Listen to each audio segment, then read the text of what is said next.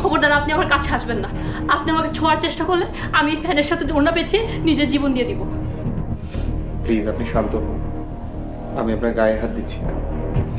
শুধু গায়ে হাত দেওয়া কেন, আপনি কখনোই স্বামীর অধিকার নিয়ে আমার কাছে আসবেন না। আমি আপনাকে কখনোই স্বামী হিসেবে মেনে নিব না।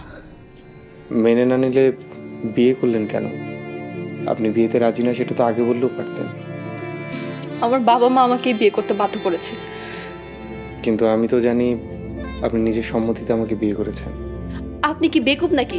আক্কেল বলে কিছু নাই। একটা 20 বছরের মেয়ে কেন আপনার মতো 50-60 বছরের একটা বুড়ো লোককে বিয়ে করতে রাজি হবে? দেখুন, আপনি হয়তো আমার উপর রেগে আছেন, কিন্তু তাই বলে 42 বছরের একজন মানুষকে 50-60 বছরের বয়স্ক মানানো ঠিক না। আপনি কি আমার সাথে ফাইজলামি করেন? আপনার বয়স 42 হোক আর 52 হোক, আপনি একটা বুড়া, আর আমি কোনো বুড়া জামাইয়ের সংসার করব না। কিন্তু আমাদের তো বিয়ে হয়ে গেছে। সেটা তো কাগজে কলমে। মন থেকে আমি আপনাকে কখনোই স্বামী হিসেবে মেনে নেব না। আচ্ছা ঠিক আছে, নিয়েন না, আপনি ঘুমিয়ে পড়ুন। আপনার কুমতলব আমি ভালোভাবেই বুঝতে পেরেছি। আমি ঘুমিয়ে গেলেই ছলে বলে কৌশলে আপনি আমাকে... থামুন।